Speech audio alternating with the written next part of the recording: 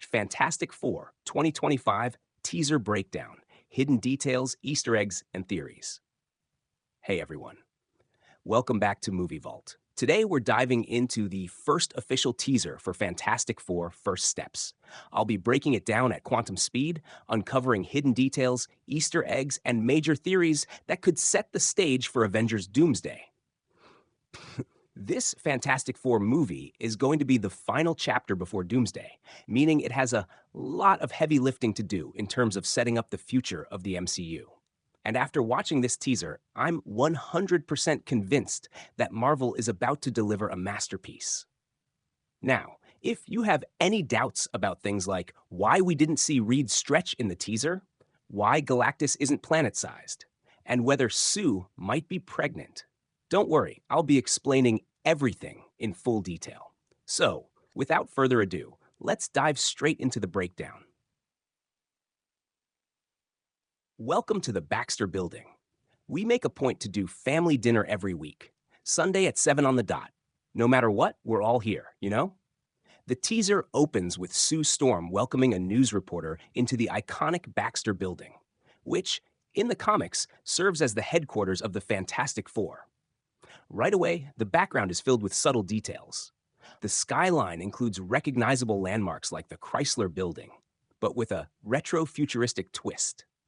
This confirms that the movie will be set in an alternate 1960s timeline, a unique blend of the past and the future. Director Matt Shakman, who also directed WandaVision, has already confirmed that this film takes place in an alternate reality 1960s, and Marvel's first promotional artwork reinforces that idea. If you look at the first poster, you'll notice that they used an old Life magazine cover featuring President Lyndon B. Johnson, dated December 13th, 1963. This subtle detail suggests that the story will be set sometime around 1963 or 1964. But here's where things get interesting. While giving the tour of their penthouse, Reed and Sue seem to be trying to send a particular message through this news report. They're presenting themselves as a normal couple, emphasizing that everything is fine despite their superhero status. But why would they need to do this? Well, one possible reason is that Sue might be pregnant. If that's the case, they're not just showing off their home, they're making a statement. This world is safe enough for us to raise a child in. This is a huge moment because in the comics, Sue and Reed are parents to Franklin Richards, one of the most powerful mutants in Marvel history. How powerful, you ask? Franklin Richards is an Omega-level mutant with the ability to warp reality itself.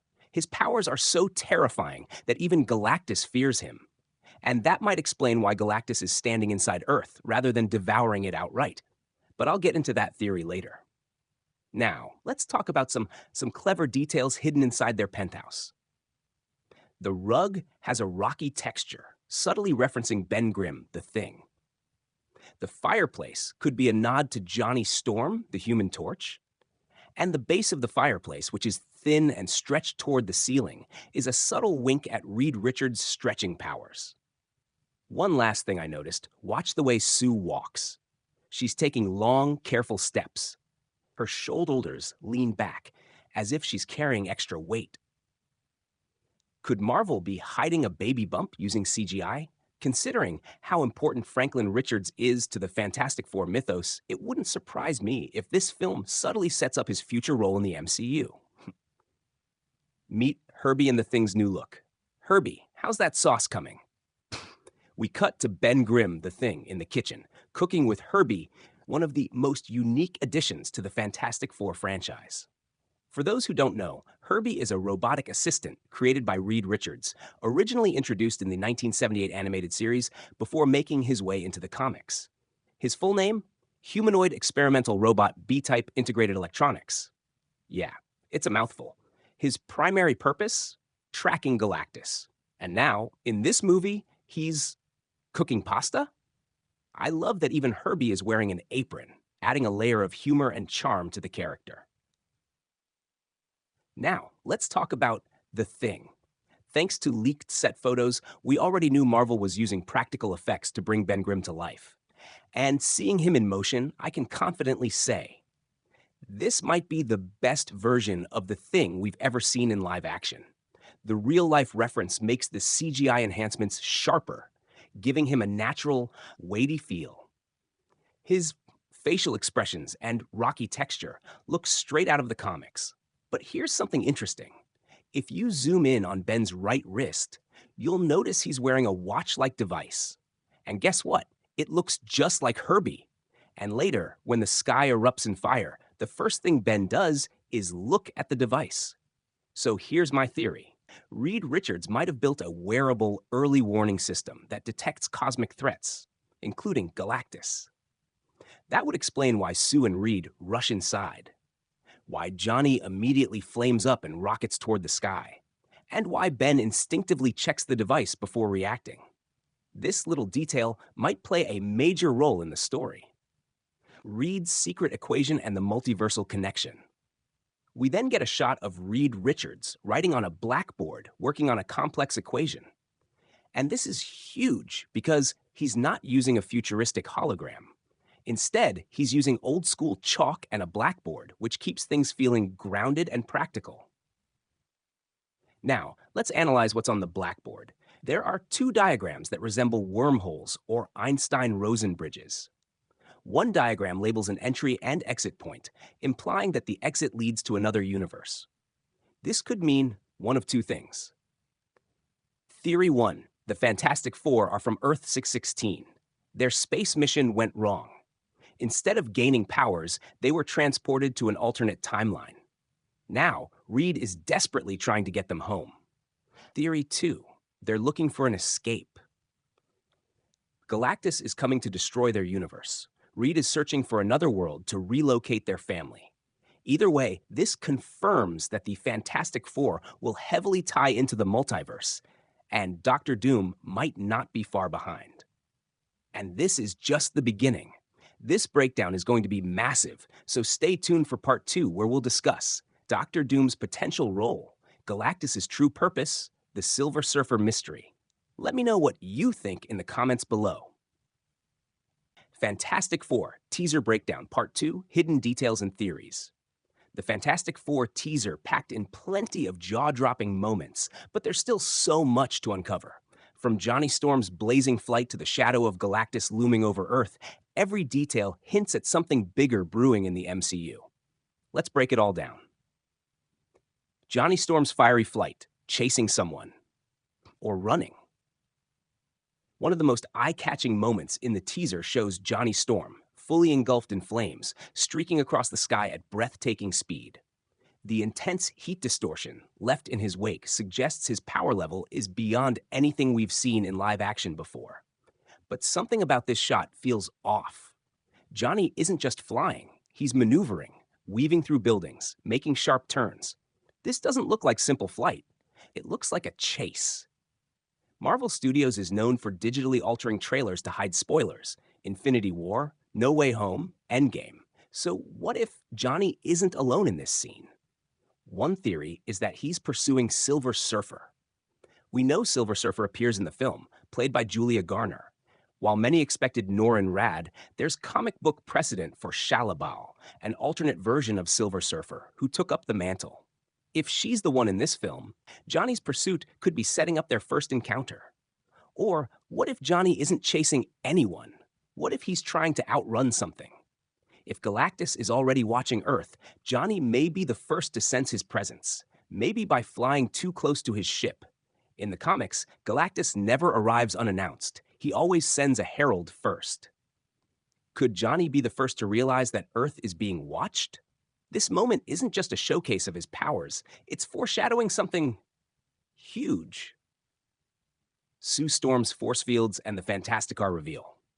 Another key shot shows Sue Storm using her force fields to protect civilians from falling debris. But there's something different about how her powers look. Instead of the usual transparent bubble, we see a distortion effect, light bending around an invisible dome. This suggests a more scientifically grounded depiction of her abilities. In the comics, Sue doesn't just create shields, she manipulates the entire light spectrum. That means she can turn objects invisible, redirect energy, and even slice through solid matter like a laser. Could this film showcase new aspects of her powers? But that's not all. Look closely at the background of this scene. In the distance, we see what appears to be the Fantasticar. This suggests the team already has their advanced technology up and running. The Fantasticar, the Fantastic Four's signature flying vehicle, is often used for interplanetary travel. If it's already in play, it means Reed Richards has been years ahead of the rest of the MCU in terms of technological development. This could also explain why the team isn't wearing traditional superhero costumes. If Reed has designed adaptable materials for their suits, ones that enhance their powers, then their everyday clothes could be their uniforms. A flexible, resistant material that reacts to their abilities would make way more sense than spandex. The Thing, faster, stronger, still changing? One of the most intense moments in the teaser features Ben Grimm, the Thing, charging through a crumbling city, leaving destruction in his wake. But what stands out the most isn't his strength, it's his speed. Previous adaptations portrayed the Thing as slow, relying solely on brute force. But here, he moves with incredible agility, like an unstoppable force of nature. This could mean two things. One, Ben is still getting stronger. His transformation might not be static, he could be evolving. Two, his change isn't finished. Maybe his body is still adapting, meaning he hasn't reached his final form yet. This would add a fascinating layer to his character. If his transformation is ongoing, he might still be figuring out what he's becoming. As for who he's fighting in this scene, there are a few possibilities. Mole Man's creatures? If the film introduces the underground ruler, this could be Ben fending off an attack from his monstrous army. Dr. Doom's forces? If Doom is lurking in the shadows, this could be part of a larger battle against Latverian agents. Galactus Herald? If Silver Surfer is already in play, this could be Ben's first encounter with a cosmic-level threat. Either way, this fight is going to be a major moment. John Malkovich's mystery role, Mole Man or Boris? A brief but ominous shot in the teaser shows John Malkovich's character watching the destruction unfold from the shadows. His expression is unreadable, but clearly menacing. So, who is he playing? Two major theories stand out. Mole Man, the ruler of Subterranea, obsessed with reclaiming the surface world. Boris, the man who raised Victor Von Doom and remains the only person Doom ever trusted. The second theory is especially interesting. Boris is a deep-cut character, but if Marvel is setting up Dr. Doom, introducing Boris would be a brilliant move. In the comics, Boris warns Doom of the dangers of his ambition, but Doom refuses to listen. If Malkovich is Boris, this could set up a post-credits scene for Dr. Doom's MCU debut. Imagine this. The Fantastic Four have just saved Earth from Galactus. The credits roll. But then we cut to Latveria, a darkened throne room. A hooded figure, Dr. Doom, watches everything unfold on a holographic display. Beside him, Boris speaks, "It's time." A perfect setup for Avengers Doomsday. Galactus, the biggest threat yet. The teaser's final moments confirm what fans have been waiting for. Galactus is here. This isn't the Cloud from Rise of the Silver Surfer 2007. This is the true Devourer of Worlds, with his iconic helmet visible as he towers over the city's skyline. But what's interesting is his size. Some fans have pointed out that he appears smaller than expected. But remember, Galactus can change his scale. In the comics, he doesn't always appear at full size when arriving on a planet. He adapts to each world. If he's at this height, it could mean he's testing Earth, deciding if it's worth his time. But what does he want? Galactus doesn't always destroy planets for no reason. Sometimes he's looking for something specific. One of the most legendary Fantastic Four storylines? Galactus arriving on Earth to recruit Franklin Richards. If this teaser is hinting at that, it means Marvel is setting up one of the biggest cosmic arcs in MCU history. And if Galactus is here, then Uatu the Watcher isn't far behind. This is just the beginning.